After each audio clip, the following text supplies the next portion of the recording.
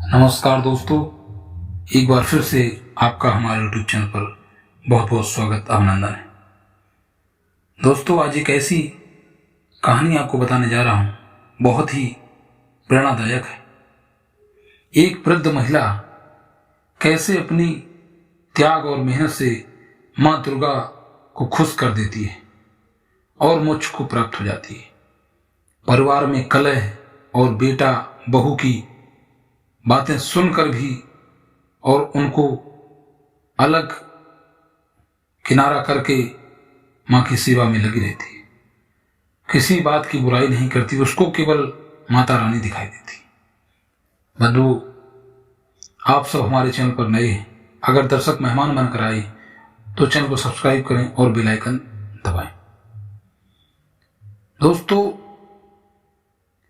एक गांव में एक वृद्ध महिला अपने बेटे और बेटे की पत्नी के साथ रहती थी। बेटा पहले तो माता की बातें मानता था और सेवा करता था, लेकिन जब उसकी शादी हो गई और उसकी पत्नी आ गई तो वह पत्नी के कहने पर चलने लगा, लेकिन फिर भी माँ माँ होती है।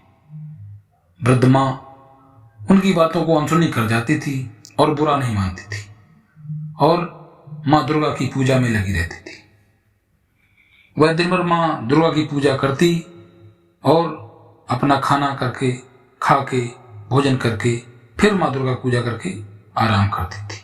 वह केवल माँ दुर्गा की शरण में हमेशा बैठी रहती थी। इस बार वह सोच रही थी कि नवरात्रि अगर आएगी तो माँ का छोटा भंडारा करवाएंगे और गांव में जो लोग हैं उनको भंडारा खिलाएंगे। एक दिन की बात है, वह पूजा कर रही थी और उसने माँ का भोग लगाया और पूजा जब खत्म हो गई तो उस भोग में जो प्रसाद था वह अपने बेटे को देने के लिए बुलाया, लेकिन उस समय बेटा कहीं बाहर काम के लिए जा रहा था, जल्दी में था। माँ की बात को अनसुनी कर रहा था, लेकिन माँ ने कहा, बेटा प्रसाद लेते जाओ, जल्दी बाजी नहीं करना है, जल्दी काम शैतान का होता और आराम से काम करो। बंधुओं, वहां पर उस लड़के की औरत खड़ी थी। वह तुरंत बोल पड़ी, क्योंकि वह माँ की इस पूजा के से नाखुश रहती थी। माँ कुछ नहीं करती, आराम करती, केवल पूजा करती है, इसलिए वह थोड़ा सा माँ से नाखुश रहती थी। तो वह तुरंत बोल पड़ी, माँ आप तो आराम करती हो, दिन भर पूजा कर लेती हो, खाना खा के दिन भर आराम करती हो और तो कुछ काम है नहीं, बस उनको जाने दो, उन्हीं से तो घर चल रहा है। यह बात बेटे ने सुन ली, लेकिन उसने औरत को न तो समझाया, न कुछ कहा और न माँ से कुछ बोला, चला गया। इसी तरह से चलता रहा। अब नवरात्रि का त्योहार आ गया। जब नवरात्र में माँ की पूजा के लिए जो हवन सामान सामग्री चाहिए, उसके लिए माता ने अपनी बेटे की बहू से कहा और बेटे से कहा कि बेटा कुछ पैसे को व्यवस्था करके माता रानी के भोग के लिए कुछ प्रसाद अगरबत्ती आ जाए, जिससे 9 दिन का मेरा व्रत है और 9 दिन का माँ का त्योहार है, पूरा हो जाएगा। तो वह बहू झुंझला कर बोल उठी, अरे माता, रानी की पूजा करोगी और पैसे की व्यवस्था है नहीं, 9 दिन का त्योहार है, कहाँ से हम लाएंगे, खाने के तो लाले पड़े हुए हैं, पैसा है नहीं। और इस तरह की बातें बोलकर उसने मना कर दिया कि आप तो वैसे ही माँ सेवा करती रहती हो, तो 9 दिन और कर लोगी, वैसे करना ही क्या है, पैसे भी बच जाएंगे, आप पूजा तो कर लीजिए, नवरात्रि है तो क्या होगा। ये बातें बेटा भी सुन रहा था। बेटा भी हाँ में हाँ मिला दिया अपनी औरत के कहने पर, कहने लगा ठीक है, लेकिन उस वृद्ध महिला ने बुरा नहीं माना। बंधु, वह जान रही थी केवल उसे माँ की सेवा के अलावा कुछ नहीं समझ में आ रहा था। उसने जब कहा तो ये बात मना हो गई और वो भी व्यवस्थित कुछ कर नहीं सकती थी, क्योंकि उसके बहू और बेटा थे। क्या करती तो क्या करती। क्या होता है बंधुओं, तो उसी समय उसकी लड़के की औरत के दिमाग में विचार आया कि मुझे मायके भी जाना है और खेतों में फसल खड़ी हुई है, तो अगर हम मायके चले जाएंगे तो खेतों की फसल कौन रखवाली करेगा? अगर ये हमारे साथ उनके पति चले जाएंगे मायके तो फसल जानवर चढ़ जाएंगे। उसने सोचा ये वृद्ध महिला यहीं बैठी रहती है फालतू में, हम ऐसा करें कि इसकी माँ दुर्गा की मूर्ति जो घर में रखी हुई है उसको उठाकर खेत में रख दें, जो छप्पर रखा हुआ है कोने में, वहां पर वो पूजा करती रहेगी और अपना वहीं बैठी रहेगी, फसलों की रखवाली होती रहेगी। और 9 दिन का व्रत है, खाना वैसे भी नहीं देना है, किसी तरह से घर से बाहर हो जाएगी तो कोई समस्या नहीं रहेगी। बहू का विचार यही था कि घर से बाहर चली जाए, वहीं रहे, क्योंकि वो अलग तरीके से दिमाग से देखती थी, उसको नहीं पसंद था कि ये सब करे। लेकिन माँ तो माँ होती है। बेटे ने भी कुछ नहीं कहा, बहू ने सारी बातें बोल ली और बेटे ने माँ से कहा भी नहीं क्या करना, उसने बस जाके ये बात बताई और कहा माँ चलना है खेत में, हम थोड़ा बाहर जा रहे हैं। ऐसा कहकर माँ का बक्सा उठाया, माँ दुर्गा की जो मूर्ति थी वो उठाई और माँ को लिवा के चारपाई लेके वहां उसने एक छप्पर के नीचे जो खेत में लगा हुआ था वहां रख दिया और बोला माँ यहीं आप माँ की पूजा करो और रहो, हम आ जाएंगे। जो थोड़ी बहुत अगरबत्ती सामग्री थी दे के चला गया। लेकिन माँ को कुछ नहीं दिख रहा था माँ दुर्गा की पूजा के अलावा। फिर क्या होता है, पूजा में लगी रहती है।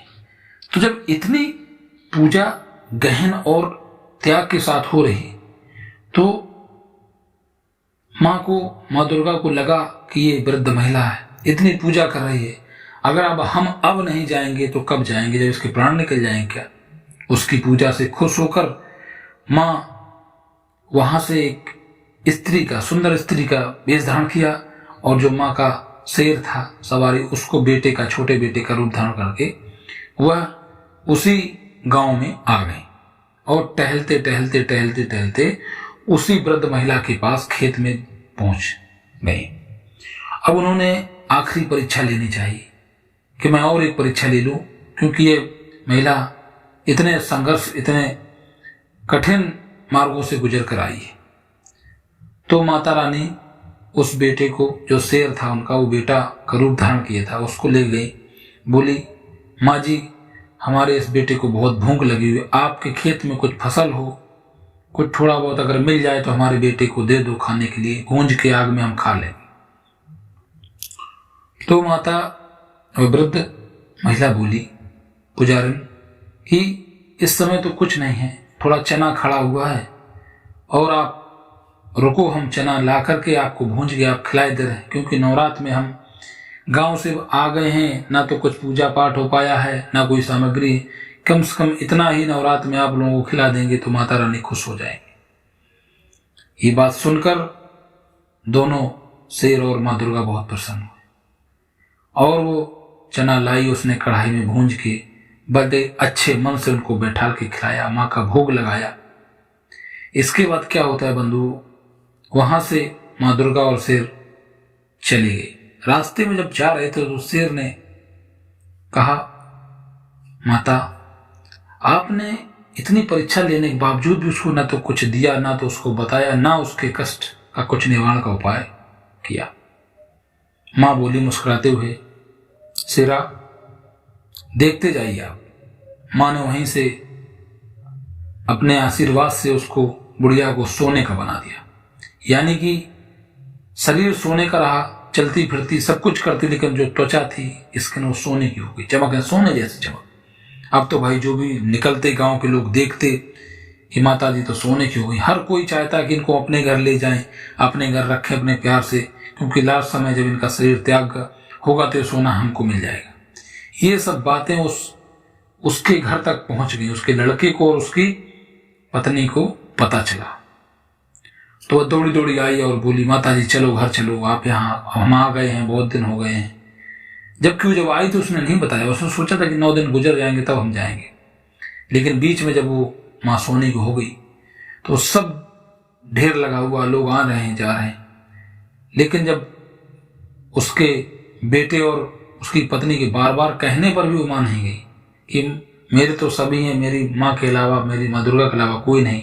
आप लोगों ने जब घर से निकाल दिया तो मेरी माँ दुर्गा ने ही शरण दी, उन्हीं के चरणों में हम इतने दिन गुजारे।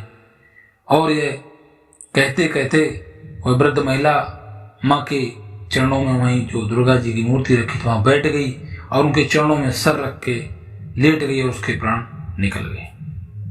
और फिर देखते ही देखते उसका सारा शरीर फिर से वही पुरानी स्थिति में आ गया। और इसके बाद बंधुओं, उसके बेटा और पत्नी बहुत पछताए। गांव वालों ने भी उनको सुनाई कि मां बेचारी रहती थी, पूजा पाठ करती थी।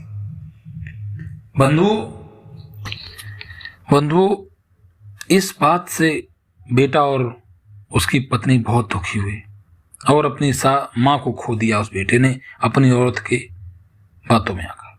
बंधुओं, इससे सीख हमें ये मिलती है कि बुजुर्ग घर के देवता के समान होते हैं।